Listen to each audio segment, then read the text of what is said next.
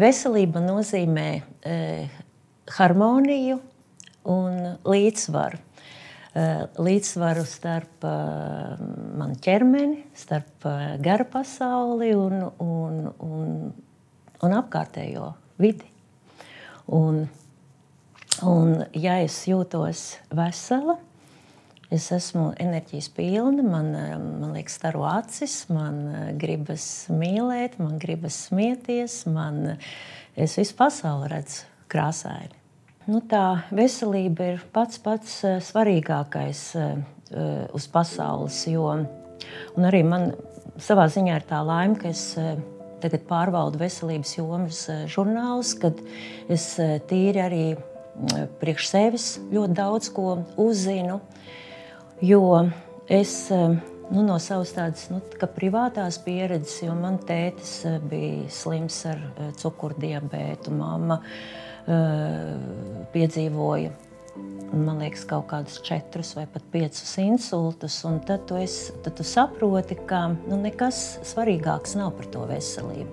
Un tāpēc es arī domāju par to, kā to saglabāt, lai mēs nesaslimtu. Un, es cenšos 3 reizes nedēļā vingrot. Es vispār esmu ļoti tāda sportiska, jo Karnikā es beidzu Rojas vidusskolu ar vieglatlētikas novirzienu, kur mums bija sports ļoti, ļoti intensīvi. Un tad laikam man tas ir jau tāds dzīvesveids, un ziemā mēs slēpojam, vasarā es ļoti daudz braucu ar velosipēdu.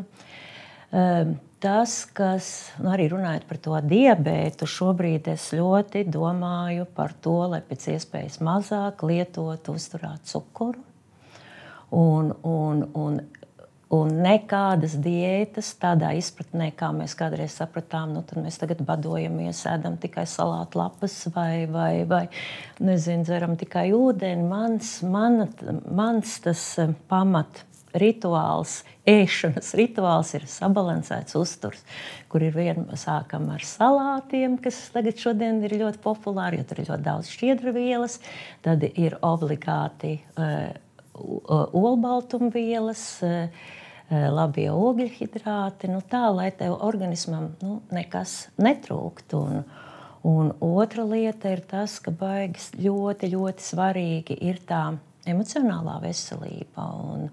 Un emocionāli man ļoti, ļoti uzlādē, man liekas, visvairāk tādi pozitīvie prieciņi. Un pozitīvos prieciņus man spēj dot brīnišķīgi cilvēki, kas ir ļoti, kas apkārt man. Tādā ziņā, ka tu redzi, ka no viņiem izstaro siltums, mīļums.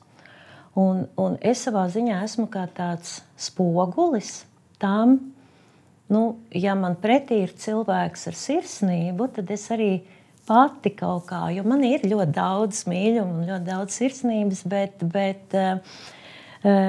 tas, ka tāpat laikā tas nozīmē arī to, ka es esmu ļoti emocionāla un ļoti varbūt empātiska un ļoti jūtīga, bet citreiz cilvēki kaut kā baidās no tā, ka pārāk varbūt empātiski, bet nevajag baidīties būt tā kā īstam, patiesam.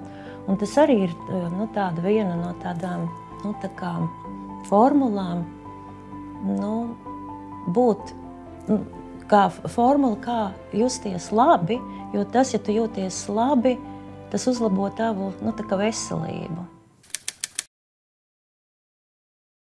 Es patiesībā nekad neesmu dzīvē iztekusi, bet varbūt es esmu mācējusi salikt, bet tās prioritātes savā dzīvē, bet ir bijuši posmi, kad tu jūti, ka ir jāapstājas, un es esmu iemācījusies apstāties, lai gan tas nav viegli. Es nevaru sūdzēties par savu veselību, un es ļoti ceru, ka tā preventīvā rūpēšanās par veselību nesīs arī augļus. Bet vienīgais, kas man jau no skolas gadiem, man sāp bieži galva.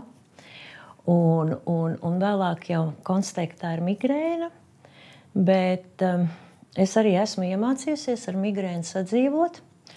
Varbūt tas, ka man saka, ka man ir ļoti augsts sāpju slieksnis, ja es varu izturēt lielas sāpes, ka es smējos, man var laikam spīdzināt un es neatzīšos, ja? Jo man ir patiešām augsts sāpju slieksnis un ar to migrēnu ir tā, ka agrāk es nebija zāļu. Un tad tās ir 3 dienas. 3 dienas patiešām ļoti, ļoti sāp galva, bet pieminot manu to izturības, tos sāpju slieksni, es varu pat strādāt, es varu normāli funkcionēt, tikai man fonā vien sāp galva. Šobrīd ir burju tabletītes, un man ir tā laime, ka man tiešām der jebkuras no tām migrēnas zālēm. Man nav vajadzīgi tās iedzert laicīgi, kā citiem ir tās auras. Man tādas auras nav. Jā, tad es iedzeru zāles un turpinu strādāt. Dažkārt dienas beigās atkal sāp, bet kaut kā es ar to cīnos un nav jau varianti. Vienkārši ir jārisina tā problēma, bet pagaidām nav nekādas ārstēšanas metodas nav zināmas.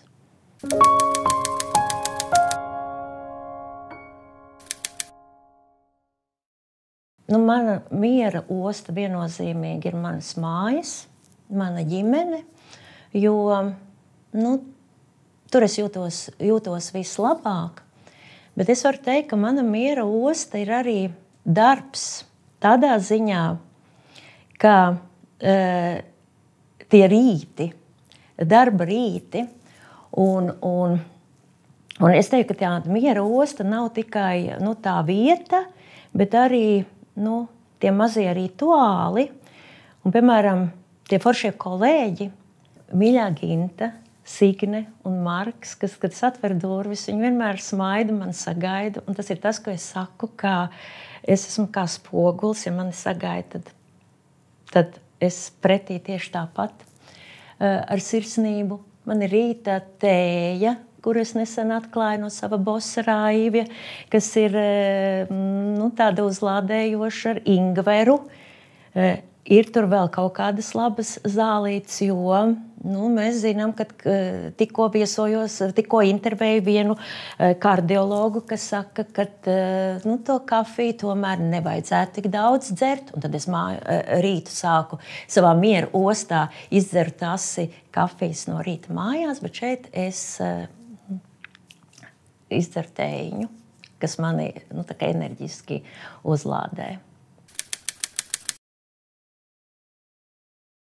Harmonija iet roku rokā ar veselību, un es patiešām to izjūtu no sevis, ka man ļoti, ļoti liela nozīme ir tai harmoniskai jušanai. Un man dažkārt es uzņemos par daudz, un esmu gatava viena darīt, un varbūt pat es nebaidos, bet es vienkārši nelūdzu palīdzību, jo man liekas, man tas ir jāizdara, es to daru. Un tad man tā kā pēkšņi es attopos, ka man pienāk cilvēks, kolēģis, mīļš kolēģis un saka, Džina, kā tu jūties? Ja? Tev nevajag palīdzību. Un man pat tajā brīdī pat nevajag to palīdzību, bet man tik ļoti palīdz tas atbalsts, tas, ka tu jūti, kad apkārtējie ir ar tevi. Bet tā tīri tā praktiski es esmu sapratusi, ka ja ir ļoti, ļoti daudz kaut kādu pienākumu uzdevumu, man ir svarīgi tāda plānošana, rūpīga plānošana un tāda pat gan laika ziņā, gan arī salikt, sagrupēt tās prioritātes, kas tev ir jāizdara pa priekšu, jo citādi var, tiešām, tad arī darbs ir neproduktīvs pretējā gadījumā, un tad ir labs rezultāts. Lai mēs tiešām justos veseli, mums ir jābūt harmonijā ar sevi, un tāpēc es gribu arī novēlēt jebkuram cilvēkam, ka nebaidies sev mīlēt. Un ko nozīmē mīlēt? Mīlēt, tas nozīmē ieklausīties, kā tu jūties, meklēt palīdzību, un meklē, es novēlu, nebaidies, meklē palīdzību un atvēli sev tās dažas minūtes laiku, vienalga, vai tās ir tiešām dažas minūtes, vai tā ir stunda dienā, vai tā ir vesela diena, vai tās ir brīvdienas.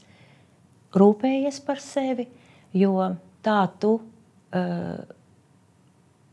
palīdzēs ne tikai sev, bet arī apkārtējiem. Jo tu būsi pozitīva, tu būsi laimīga, un arī apkārtējie būs laimīgi. Tu mudināsi arī savus līdzcilvēkus domāt par sevi, un tādējādi mums visa sabiedrība būs daudz veselāka un priecīgāka. Diemžēl mēs dzīvojam laikā, kur patiešām ir visādā ziņā trauksmains. Ir karš, ir arī pienākumi un stresi darbā, un ir vēl citādas likstas, un mēs bieži, man šķiet, izdegam. Un tā ir viena no 21. gadsimta problēma, ka cilvēks tā kā, baidās pateikt, ka viņam ir grūti. Viņš grib pierādīt sev profesionāli un grib atstāt par sevi vislabāko pieredzi, bet pārkāpjot kaut kādu robežu, viņš izdeg. Un ja viņš nepasaka sev stop, vai viņš baidās, ka viņš šajā brīdī jutīsies, varbūt kāds padomās, ka viņš ir vājš, viņš tiešām var novest sevi līdz veselības sabrukšanai, un nedod Dievs ir depresija, kas vēlāk noved pie pašnāvībām. Un šodien, man liekas, ir tik daudz iespēju. Ir anonīmie telefoni, kur tu vari piezvanīt un lūgt palīdzību. Ir tik daudz zinošu speciālistu, kas tev palīdzēs. Un savukārt rūpējoties par sevi, tu jau neparādi, ka tu esi vājš. Tu tieši parādi, ka tu esi stiprs, ka tu spēji lūgt palīdzību, un tā ir jālūdz.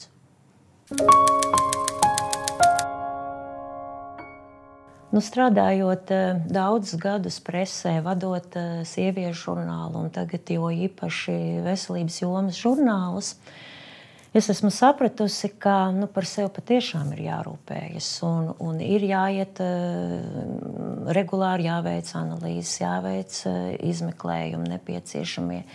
Nevar atstāt novārtā, kad ir mums valsts apmaksātie uzaicinājumi. Mīļās sievietes, tiešām ejiet, apmeklējiet, izmantojiet mamogrāfiskos izmeklējumus un visus citus izmeklējumus arī vīriešiem to novēlu, jo mums ir daudz pieejami bezmaksas pakalpojumi, kur tikai atliek paņemt to vēstulīti rokās, piezvanīt un pierakstīties. Bet